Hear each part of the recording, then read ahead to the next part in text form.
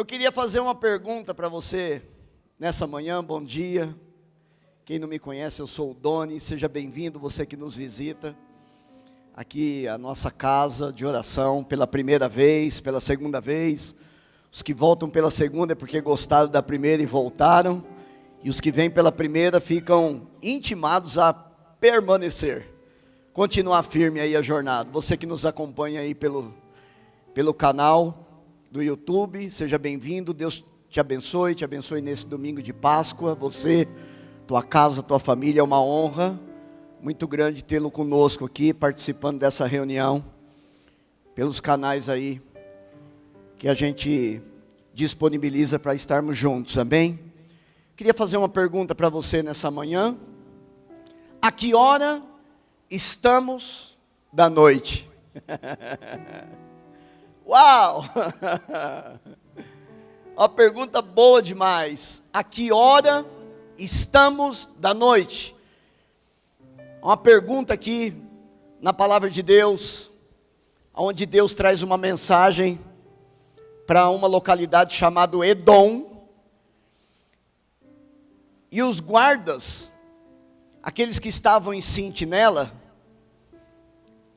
Isaías capítulo 51, versos 11, os guardas que estão em sentinela, preocupados porque não era fácil essa profissão, não era fácil esse momento, estar no turno da noite, guardando a cidade, era algo que preocupava o coração de qualquer um, porque havia um hábito comum de guerra, havia um hábito comum de invasão, de oportunistas, que pegavam as cidades durante a noite.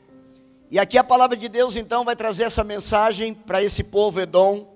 Alguém que vive em Seir, grita: guarda, que horas da noite são? Guarda, que horas da noite já são? Quanto tempo ainda nos resta? Que preocupação, né? Eu imagino que é o cara da PM, é o cara da polícia militar, é o cara que tem que subir o morro do Rio de Janeiro, né, para trabalhar, lá naqueles carros que adentram as comunidades. Eu fico imaginando que eles ficam olhando no relógio para ver que hora que vai acabar o seu turno, o seu momento, né, de trabalhar. Então o guarda responde: amanhã vai chegar, mas à noite voltará. Então, não se preocupe que horas são, porque amanhã vai chegar, mas olha, fique tranquilo, porque a noite tornará a chegar. Se alguém perguntar de novo, voltem e perguntem. Então, querido, do que eu quero conversar com você nessa manhã, a despeito dessa cena descrita aqui nesse versículo, que revela esses sentinelas que estão no monte mais alto de um lugar chamado Dumá. Um outro nome para esse monte é Edom, e eles estão preocupados, pois a qualquer hora da noite então eles podem ser surpreendidos. Eu quero falar com você que, como cristão dos últimos dias, amém? Como cristãos da última hora, da última trombeta, do último momento histórico, cristãos apocalípticos que vivem de uma maneira a pensar que a hora chegará, porque, irmãos, deixa eu te dizer uma coisa. Evangelho veio para restaurar muitas coisas. O Evangelho veio para restaurar a nossa saúde física. Quantos aqui já foram tocados na sua saúde física e foram curados por Jesus? Isso é Evangelho.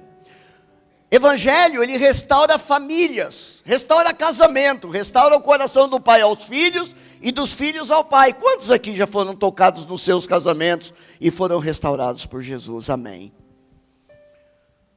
O Evangelho, ele traz para a gente um sentimento de importância para um reino que não era o reino que nós conhecíamos, agora é o reino de Deus. Quantos aqui foram despertados para fazer parte do reino de Deus? Diga glória a Deus. Isso é Evangelho. Agora, irmãos, o centro do Evangelho. Essas coisas, elas vão acontecendo na nossa vida. Tudo isso faz parte de um movimento de Deus sobre as nossas vidas e muito mais coisas que eu ainda não disse para você e que fazem parte do Evangelho. Mas a porção principal do Evangelho, o centro do Evangelho, é nos fazer família. É fazer com que o homem retorne para casa. Uau! É dar a consciência de que, embora nós vivemos numa família nuclear, numa família de um sistema em que nós nascemos, aprendemos, crescemos e desenvolvemos, existe uma outra família que é a família de Deus, pelo qual muitos de nós já entendemos isso, fazemos parte dela, da família de Deus, e é uma família numerosa de muitos filhos, e que estamos aqui nos aprontando para sermos o quê? Semelhantes a Jesus, que é o modelo, que é o modo de se viver, semelhante a Jesus. Então, nós precisamos ter na centralidade da nossa mente que Deus, Ele quer nos tornar família, de que nós precisamos viver em família, porque o centro do coração de Deus é família. E eu agradeço a Deus por um dia alguém ter sido inspirado e ter dito que a nossa igreja se chama Igreja Cristã para as Famílias, da família, né? Porque isso traz um senso para a gente, de que nós estamos alinhados com o coração de Deus. Deus quer te tornar família, Deus quer te tornar parte dessa família. Então, meu querido, para que isso aconteça, há um desenrolar de muitas coisas sobre a história, para chegarmos ao ponto de um dia tudo isso finalizar, o tempo de Deus sobre a terra se finalizar, e nós fazemos parte de uma família que vai passar a viver com Deus na eternidade. Já vivemos com Deus, amém? Isso já está muito falado aqui, né? Nós já vivemos com Deus, nós não vamos viver, nós não vamos morar na eternidade com Deus, nós já moramos, mas há um cumprimento de algumas coisas, há um tempo propício de Deus, para que a humanidade seja convidada, todos, para que todos sejam convidados para fazer parte da grande família de Deus. Então as coisas ainda estão acontecendo, porque há muita gente que ainda não entendeu que precisa fazer parte da família de Deus. Há muita gente que ainda não entendeu que ela nasceu num propósito de ser feito filho de Deus e viver na família de Deus. Muita gente ainda não entendeu. Então Deus está fazendo o quê? Desenrolando a história. Então nós precisamos ter, como cristão, nós precisamos ter o foco em todas essas coisas que o Evangelho produz e faz, como restaurar, como curar, como libertar, como, sabe, avivar, como colocar um novo cântico no nosso coração, mudança de mentalidade a respeito daquilo que é o reino de Deus. Nós precisamos entender tudo isso. Mas, querido, o que essa mensagem está falando hoje é que cristãos do último dia devem ter um foco de vigiar. Precisa ter um foco de subir num lugar diariamente, constantemente, para vigiar o tempo todo. É disso que eu quero falar, porque a pessoa que é preocupada com relação a um encontro, ela vive preocupado com a hora, sim ou não? Aquele que está preocupado porque tem que chegar na hora na faculdade, tem uma prova importante, tem uma entrevista para ser feita, essa pessoa ela vai fazer de tudo para cronometrar o tempo, não é verdade?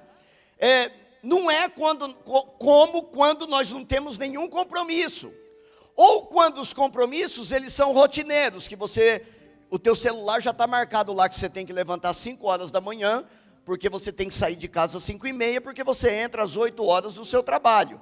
Isso é uma rotina tão comum que o seu relógio, até mesmo o seu físico, até mesmo a maneira que você se comporta para esse agendamento, é tão normal que você já vive em função disso. Até que você pode dormir no sábado até 9 horas, 10 horas da manhã, mas quando dá 5h30, teu reloginho biológico ele já começa a despertar. Por quê? Porque é comum para você.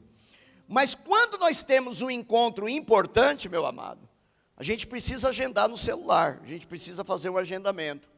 Por quê? Porque é interessante que se nós sabemos que o noivo vem, e a palavra de Deus diz que Jesus virá, e é disso que eu estou falando nessa manhã, nós precisamos ser pessoas como esses sentinelas, que estão preocupados com a hora, que não vivam uma vida comum a ponto de que biologicamente eu processe a minha vida de uma maneira já a andar programado no meu celular. Você está entendendo o que eu estou dizendo? Nós precisamos todos os dias colocar no nosso relógio espiritual o entendimento de que Ele virá. E porque Ele virá, Ele não pode me pegar o quê? Dormindo. Porque ninguém que tem um compromisso importante com uma pessoa, com um evento, vai ficar descansado no sentido de dizer, a hora que eu acordar, acordei. Não, ele vai se programar. Porque é muito chato quando uma pessoa chega, importante na tua casa, e vai te pegar de pijama. E vai te pegar dormindo, e você vai ter que ir com cara de bolacha, você vai ter que ir com cara de bolachão, né, com mau hálito do caramba, receber uma pessoa importante.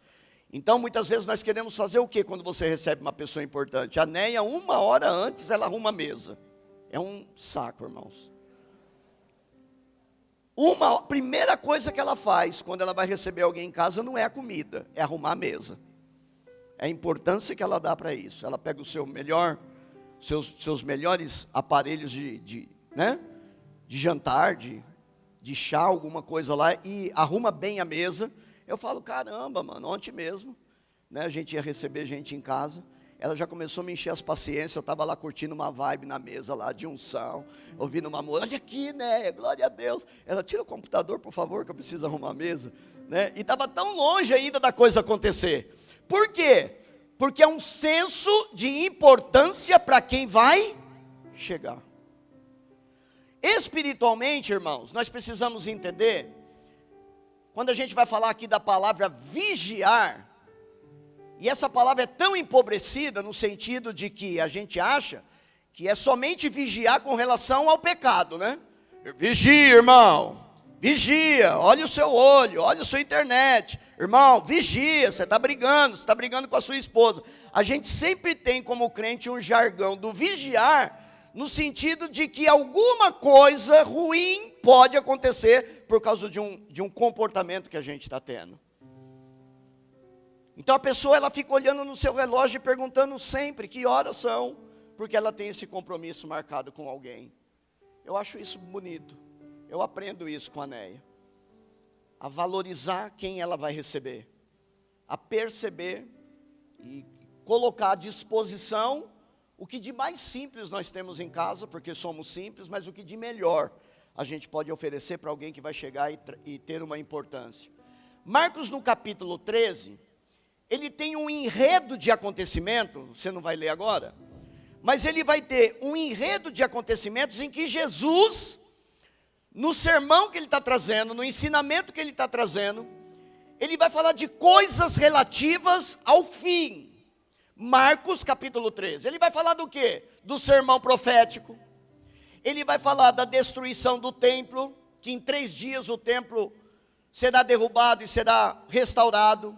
Ele vai falar do princípio das dores, ele vai falar da grande tribulação, ele vai falar da vinda do Filho do Homem. Olha que rico que é esse negócio aqui. Marcos capítulo 13, não vou falar para você ler, que a gente já sabe que não vai mesmo. A parábola da figueira, e também ele termina o capítulo 13 falando de uma exortação com relação à vigilância. Ele termina esse enredo de temas importantes, falando para nós que da importância de nós vigiarmos. Então no 32 ele vai dizer, a respeito daquele dia ou daquela hora ninguém sabe, nem os anjos do céu, nem o Filho, senão somente o Pai. Estejam de sobreaviso e vigiem, porque vocês não sabem quando será o tempo. Tem que ficar perguntando. Já vai anoitecer? Está chegando a hora de acabar o meu turno de trabalho? É isso que ele está dizendo. Estejam de sobreaviso e vigiem, porque vocês não sabem quando será o tempo. É como um homem que, ausentando-se do país, deixa sua casa e dá autoridade para os seus servos, e ele dá a cada um uma obrigação. E quanto ao porteiro, ele ordena que vigie. Portanto, vigie, porque vocês não sabem quando virá o dono da casa. Se à tarde, se à meia-noite, ou ao cantar do galo pela manhã, para que vindo ele inesperadamente, sim ou não, irmãos? Quando ele vem, de uma maneira inesperada, buscar a sua igreja, a palavra de Deus diz, não encontrem vocês fazendo o quê? Dormindo. Não dá para o sentinela dormir, irmão. Se o inimigo vier e pegar o sentinela dormindo, sabe o que vai acontecer? A nação dele será prejudicada. O país, o palácio, a família, os filhos, as crianças, as mulheres, os enfermos serão solapados por uma ação maligna quando esse sentinela estiver fazendo o quê? Dormindo. Ou que, porém, digo a vocês, digo a todos, vigie. Romanos no capítulo 13, Paulo também ele vai dizer, interessante, acho que ele leu aqui o que eu estou dizendo a respeito de Isaías 51:11, porque o Paulo vai dizer, vai alto a noite, e vem chegando o dia. Agora, sabendo disso, deixemos, pois, as obras das trevas, e revestimos-nos das armas da luz. Querido, qual é a única forma de vencer a escuridão? Qual é a única possibilidade de nós, como filhos de Deus, como cristãos, do último momento, e eu digo isso categoricamente, porque eu acredito nisso, eu vivo para os últimos dias, eu não sei como que você vive, eu vivo, Doni, mas não teve muitos cristãos, há 200, 300 anos atrás, que estava pregando o mesmo sermão que você está pregando hoje? Sim. Mas eles não viviam como se isso não fosse acontecer. Eles viviam numa era em que eles acreditavam, eles tinham uma revelação no Espírito de que ele estava vivendo para os últimos dias. Porque nós não estamos vivendo para um relógio humano. Nós estamos vivendo para uma história. Nós estamos vivendo num tempo kairós, em que isso já aconteceu. Entenda isso, irmão. Para Deus isso já aconteceu e ainda não. Meu Deus, já aconteceu e ainda não. Então nós temos que viver, porque se o cristão ele viver numa expectativa, mas tantos já disseram isso, tantos livros já disseram, tantas pessoas, esse cara mesmo aqui, o Paulo, ele está dizendo isso para os irmãos de Roma, e ele está dizendo, olha, vai alta noite e vem chegando o dia, dizendo, prepare-se, vem chegando o dia. Ele tá sinalizando que amanhã isso pode acontecer. Que tremenda revelação, porque não é um cristão que não está vigiando, não é um cristão que está dizendo assim, mano, isso aí demora demais, o meu pai já dizia isso, a minha avó já dizia isso, e isso não está acontecendo. Então vive sem vigilância, vive sem olhar no relógio, vive numa expectativa do relógio do dia de amanhã, quando nós estamos vivendo no relógio da eternidade, meu irmão. A única forma de vencer a escuridão é acender a luz. E é disso que eu estou falando nessa manhã. É acender uma luz no seu interior, para que você não viva como um cristão que não esteja conectado, que não esteja ligado para a realidade que nós vivemos nesses tempos. Eu estava vendo um vídeo na internet, em que diversos lugares, inclusive no Brasil, em que diversos lugares, pessoas ouviram fenômenos de sons de buzina e trombeta, e eles gravaram, e dava para ver que não era muito montagem, no sentido assim, de que você via que as pessoas que estavam longe, estavam desesperadas tentando ver de onde vinha o som. Querido, Deus está sinalizando com tanta coisa, nesses últimos dias, com terremotos. Deus está sinalizando com guerras, Deus está sinalizando com tantas coisas, mas a palavra de Deus diz que ainda não são essas coisas que vão anunciar que é o fim, mas já é um indício de que nós estamos entrando num processo do fim. Para mim, um grande relógio de Deus é que a igreja vai passar por um momento em que nós precisamos entender o nosso papel na nossa sociedade, porque nós somos um agente de restauração. Malaquias, no seu último escrito, ele vai dizer que antes que venha o grande e terrível dia do Senhor, haverá uma conversão em massa do coração dos pais aos filhos e do coração dos filhos aos pais. E talvez alguns anos atrás, algumas décadas, algumas centenas de anos atrás, algumas pessoas poderiam dizer: como que Deus vai restaurar o coração dos pais aos filhos e dos filhos aos pais? Porque não há crise. A crise era mínima, era quase que inexistente. Vai procurar na história, sempre teve, não estou dizendo que não tem, mas a crise a ponto de dizer que precisaria de uma ação de Deus para converter o coração de pais aos filhos e dos filhos aos pais, era muito ruim olhar para isso e dizer assim: mano, como que isso vai acontecer? Porque está tudo bem entre as famílias. Agora, irmão, olha hoje, até o relato que o Paulo está trazendo, em que os filhos estão sendo colocados de lado, rejeitados das suas famílias. Mais de 70 mil crianças no Brasil, imagina no mundo, e eu estou falando de abandono, mas eu não estou dizendo de situações dentro de casa mesmo, em que já não há mais conexão, em que já não há mais vínculo, que não há mais amor. Vamos pensar o quanto que esse número pode crescer. Então, irmão, quando eu olho para a palavra de Deus, no profeta Malaquias, dizendo que a igreja vai viver um tempo profético tão poderoso, a ponto de que vai haver uma ação de Deus no nosso meio, em que nós vamos orar, que nós vamos ministrar, em que nós vamos dizer às famílias: se converte ao coração do seu pai, filho, se converte ao coração do seu pai, pai, se converte ao coração dos seus filhos, e vai haver restauração antes que venha o grande e terrível dia do Senhor. Irmãos, nós temos cenário para isso no mundo hoje.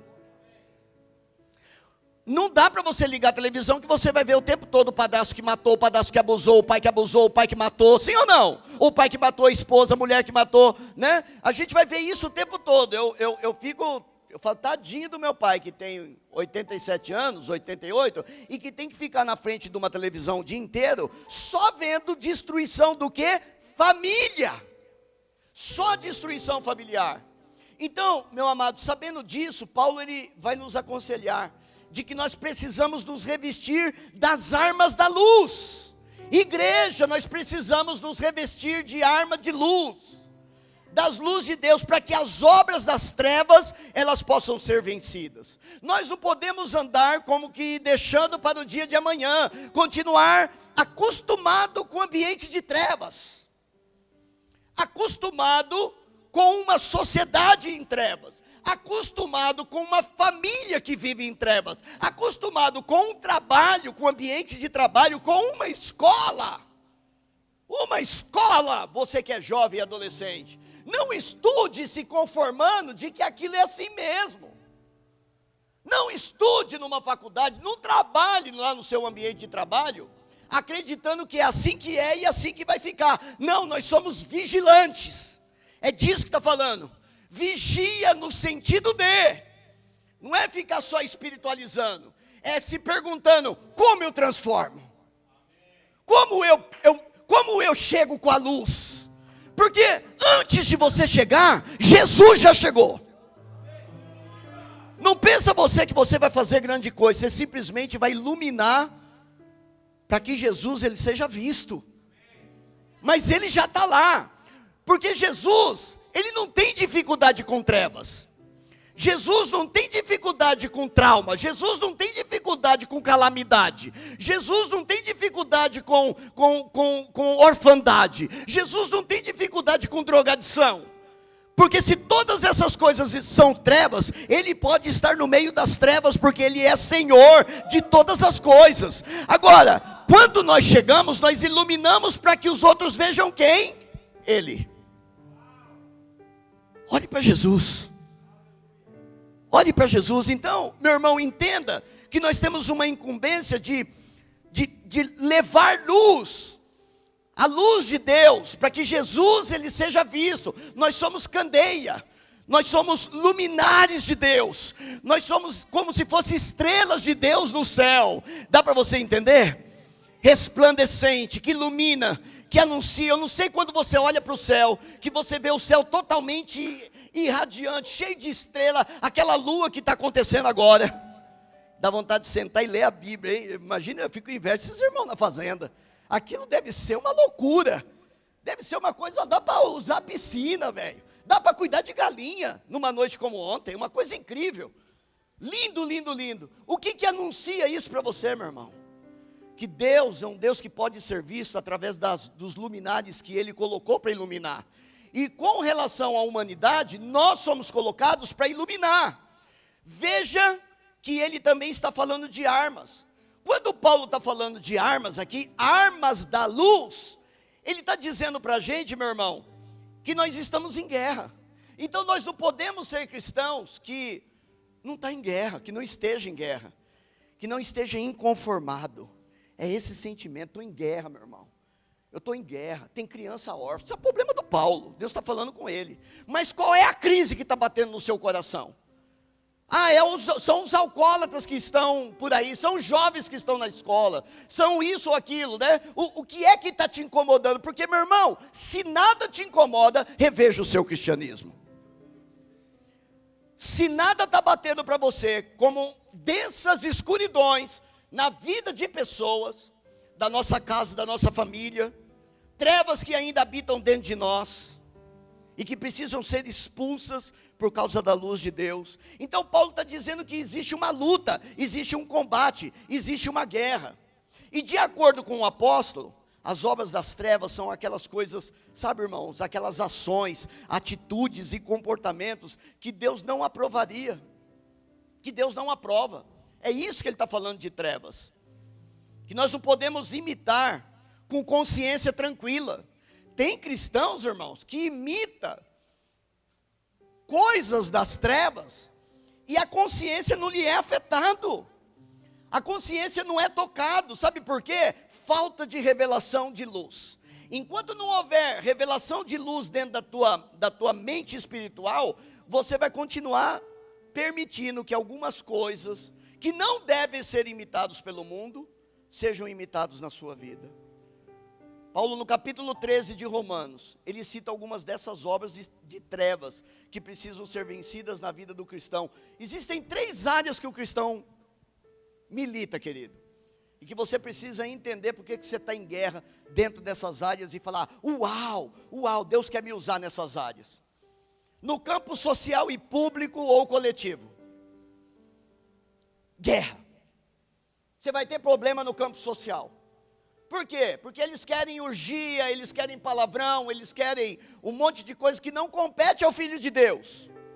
Um monte de comportamentos, ações e atitudes que não competem. Então você vai ter guerra, porque ao dizer eu não faço isso, você fica contra aquilo que estão fazendo. Ao dizer eu não faço mais, eu até brinco quando alguém me oferece cerveja, eu falo: mano, venci minha cota. E deixo ele vazando, não vou ficar espiritualizando lá, sabe? É que assim diz o Senhor. Ora, ele não vai entender, ele não perguntou isso, ele disse: quer tomar cerveja? Agora, se ele perguntar por que você não toma, ele se lascou. Aí ele vai entender. Mas ele está me perguntando uma coisa que eu não faço. Fala: não, venci a cota, filho, já bebi demais, minha cota já venceu. É mesmo, desse tamanhozinho? Já desse tamanhozinho já venceu a cota. Então nós vamos ter luta no nosso campo social, no campo público, no campo coletivo, e entenda isso. É luta, irmão, mas essa luta é uma luta de amor, é uma luta de vigilância, é uma luta de entendimento, não de sobrepor sobre as pessoas, mas no sentido de deixar transparecer a luz de Cristo que está na tua vida. Outro campo aqui é o campo pessoal e familiar. Vai ter luta. Nós não colocamos uma placa na frente da igreja: vem que tem. Aqui, como é que é? aqui tudo vai bem. Seja um vencedor, né? Não é nesse sentido aqui, querido. Nós vamos ter luta. Deixa eu dizer para você, você está entrando hoje aqui escutando que você vai ter luta na sua família, que você vai ter luta na sua casa, mas com a consciência da vigilância, você vai reinar sobre essa luta, você vai reinar em Deus, vai ser possível Deus iluminar o outro através da luz que está colocada na sua vida. Você vai ter luta no casamento, amém, né? Diga amém, né? Ontem ela pregou aqui no encontro de casais e ficou falando de mim, hoje é o dia dela. Você vai ter luta, é uma luta viver com a Neia, ou quer dizer, viver em família. Nós vamos precisar cuidar dos nossos relacionamentos, é luta. Não é fácil não, tem que ser gigante para cuidar do relacionamento. Graças a Deus, ontem nós estávamos aqui fazendo o quê? Cuidando do nosso relacionamento. Você vai ter luta no campo eclesiástico. Ah, não.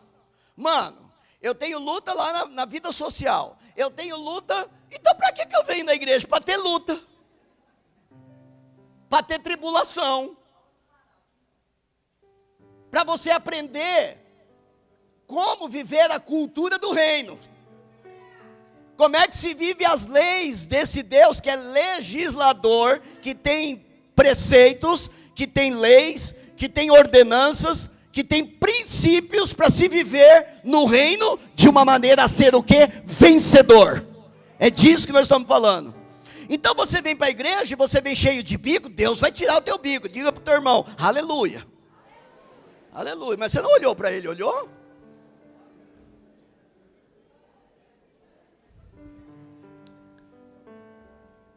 Você vem para o reino e não gosta muito de abraço, você se lascou.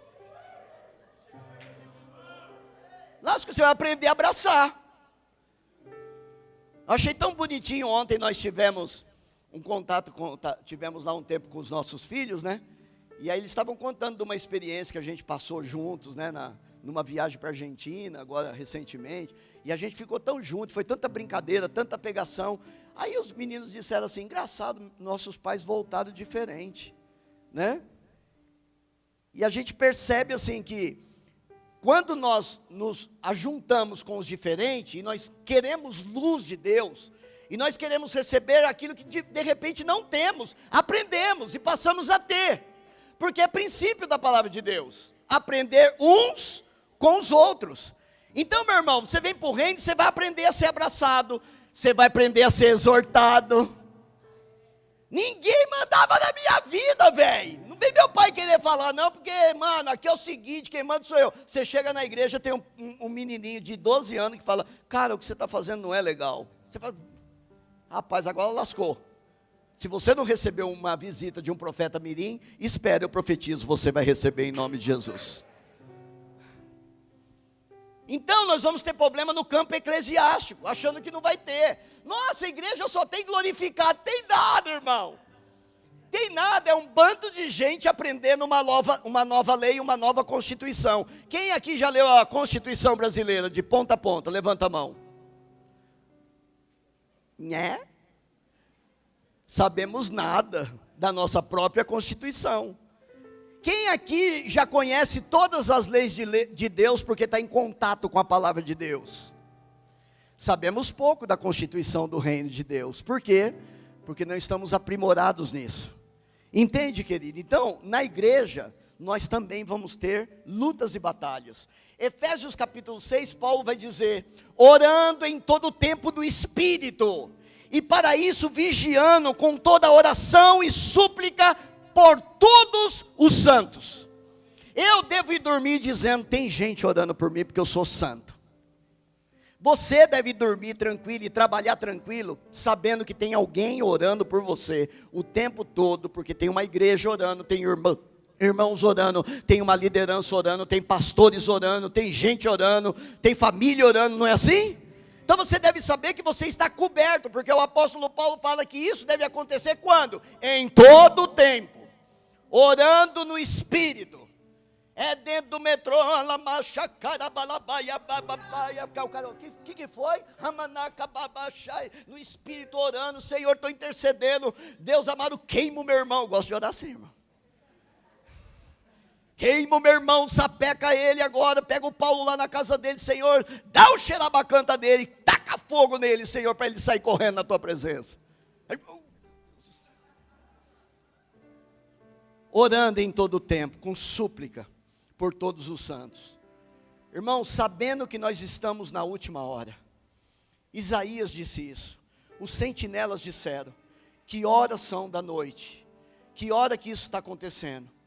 Paulo em Romanos capítulo 13, ele diz, eu digo isso a vós outros, que conheceis o tempo, já é hora de despertardes o sono, porque a nossa salvação está agora mais perto do que quando no princípio nós cremos. Muita gente se converte por causa da pregação, de que existe um tempo, de que Jesus vai voltar, e de que ele precisa se converter para poder um dia estar morando na eternidade com o Senhor. Mas no passar do tempo, no decorrer do tempo, ele se esquece disso. Ele começa a viver uma vida como se isso não fosse mais acontecer. E Paulo está dizendo aqui, desperta do sono, não dorme não. Porque você não sabe a hora, é uma outra coisa, querido. Jesus não volta, mas tu empacota. É duro quando a gente vai num velório que o cara empacotou aonde ele perdeu a sua fé. É duro quando você vai fazer uma cerimônia, a família chama e você pergunta, como é que estava ele em Jesus? Ele já não queria mais saber mais, aí você tem que perceber que essa pessoa, ela não esteve despertada do sono. Mas é maravilhoso, quando no último momento da vida, alguém que nunca se dobrava a Deus, de repente disse, eu quero morar com o Senhor no céu.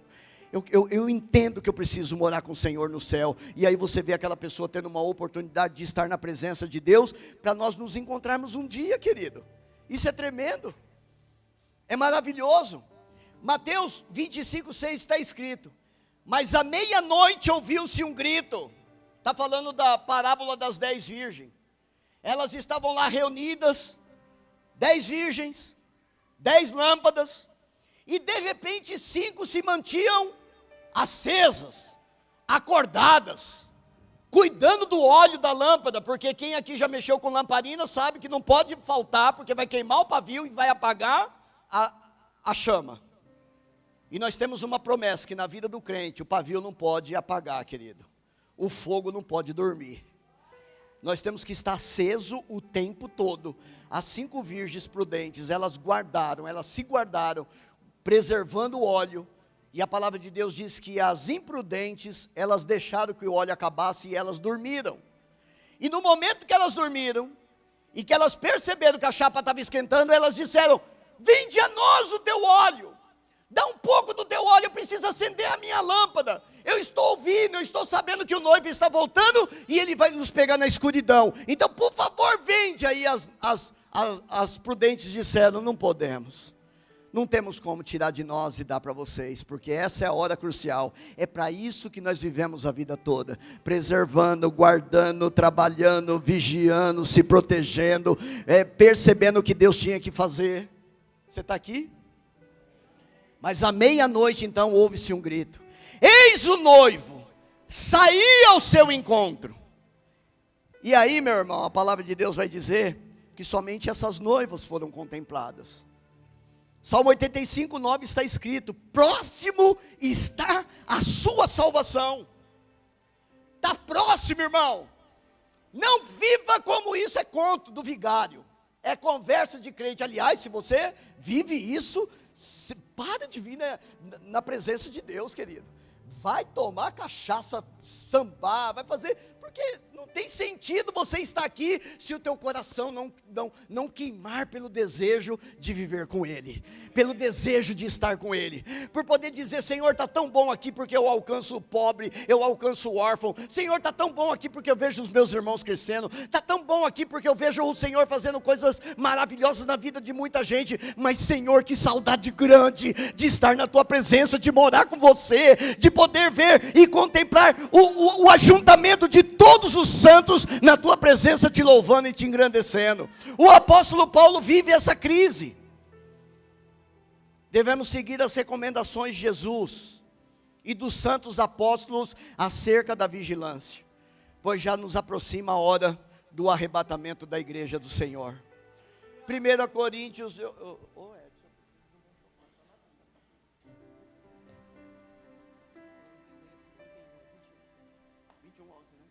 Falei Isaías 51, Isaías 21, 11.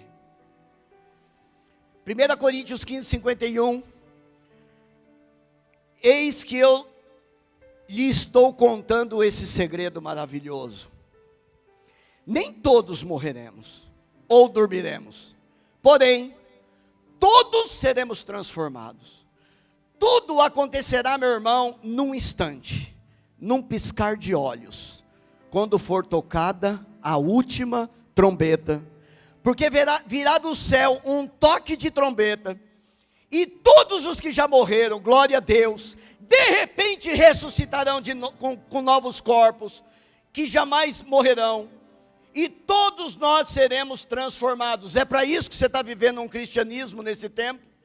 1 de Tessalonicenses 4,16 diz: pois é dado a ordem, com a voz de arcanjo e o ressoar da trombeta de Deus, o próprio Senhor descerá do céu, e os mortos em Cristo ressuscitarão o quê?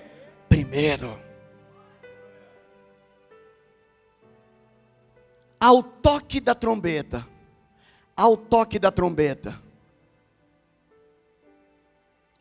nós viveremos com Deus. Querido, e isso é num abrir e fechar de olhos. Não fica achando que está longe, não fica achando que não vai acontecer, não tente medir o relógio, mas viva como se isso estiver acontecendo, de uma maneira, querido, a vigiar, a ponto de entender que outros precisam ser resgatados. A minha história está concluída, a minha salvação está ganha, eu já vivo para isso, eu sou um cara salvo, tenha plena consciência disso. Mas sabe, querido, eu não posso me conformar nisso e entender que agora que eu já vivo isso, está tudo muito bem. Não está, não. Há muitas pessoas para serem resgatadas. Há muita gente para ser tocado. Ontem passava num programa novo do Luciano Huck, um programa maravilhoso, Paulo, maravilhoso que ele fez agora, que é de presentear pessoas que fazem obra social. Uau, irmão. Que coisa linda, meu irmão. Quem viu? É inspiração. Uau! Que coisa linda, irmãos. O que tinha de gente que você fala, esse cara não tinha condições de fazer o que ele está fazendo. Tinha um camarada que ele desenvolve uma ponte entre a África com crianças e o Brasil. E ele toca crianças na África e ele toca crianças no Brasil. Ele disse, o meu sonho é que haja um ajuntamento tão grande de pessoas, que não tenha religião, que não tenha diferenças, que entenda o que a gente precisa fazer. Sabe o que ele disse? E que para mim ficou muito marcado? Querido, muitas vezes nós não precisamos de cristianismo, nós precisamos de humanidade. Porque essa humanidade do bem, ela está colocada em nós. Nós temos o desejo de fazer bem, sim ou não? Não precisa ser crente não, querido. Não precisa você achar que você vai fazer o bem agora, porque você virou crente, você precisa mostrar para Deus alguma coisa. Seja humano. Porque se nós formos simplesmente humanos, nós vamos começar a sentir a dor do outro. Nós vamos começar a sentir que a gente pode se mover para que alguma coisa aconteça. Não excluindo o evangelho, me entenda isso.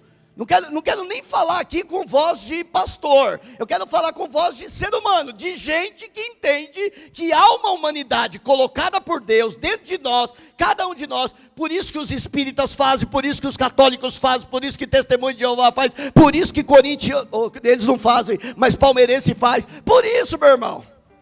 Sabe por quê? Porque há uma humanidade dentro de nós que clama. Um cara que está fazendo um estrago, mais de 1000 pessoas já foram treinadas em áreas desérticas, no semiárido, em Pernambuco, e ele está transformando cidades, por causa de uma engenharia que ele aprendeu, e ele disse, eu não quero isso para mim, só para ganhar dinheiro. Eu quero levantar professores. A Caatinga não vai viver a miséria. Nós não precisamos de partido nenhum ficar vindo aqui dando cesta básica, não. Nós teremos o nosso recurso. Ele já treinou 1000 pessoas para esse projeto, e agora ele vai arrebentar, porque o canal de de transmissão foi aberto, esse cara vai ser hiper abençoado. Você está entendendo, querido? Você está entendendo? Então, nós, muitas vezes, que temos o Espírito Santo, que temos o entendimento de que o tempo está no fim, não nos movemos para nada. Senta nessa cadeira que dá vontade de tacar fogo nela, no sentido de que, se não tiver essa cadeira, acho que você nem volta mais domingo que vem. Você vai tirar na minha cadeira aqui, pastor.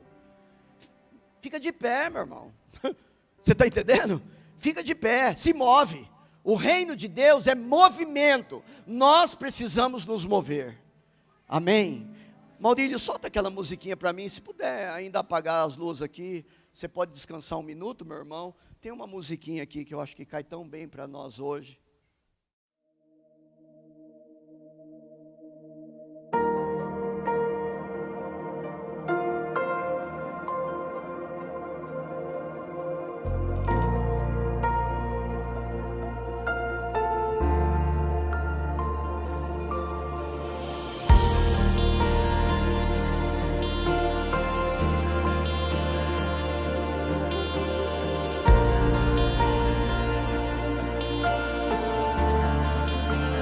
Liberdade aqui, Espírito de Deus, Espírito de Deus. Tens liberdade aqui, Espírito Santo, Espírito Santo. Tens liberdade aqui, Espírito de Deus, Espírito de Deus. Tens liberdade aqui, Espírito Santo, Espírito Santo. Eu sou tua casa, tua morada, eu sou teu lar. Mude as coisas de lugar. Eu sou tua casa, tua morada, eu sou teu lar. Mude as coisas de lugar.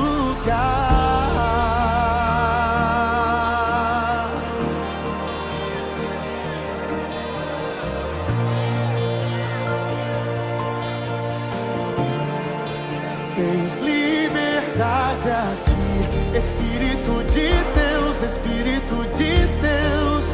Tens liberdade aqui, Espírito Santo, Espírito Santo. Tens liberdade aqui, Espírito de Deus, Espírito de Deus. Tens liberdade aqui, Espírito Santo. Eu sou tua casa, tua morada, eu sou teu lar. Mude as coisas de lugar. Eu sou tua casa, tua morada, eu sou teu lar. Mude as coisas de lugar.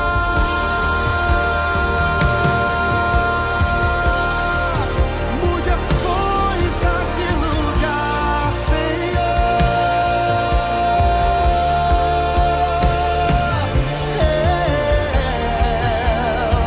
Este lugar é todo seu, meu coração é todo teu. Faz tua morada, o teu perdão é completo, o teu perdão é completo. Ele sara minha alma, ele sara minha alma. O teu perdão é completo, o teu perdão é completo. Ele sara minha alma, ele sara minha alma. O teu perdão é completo, o teu perdão é completo. Ele sara minha alma, ele sara minha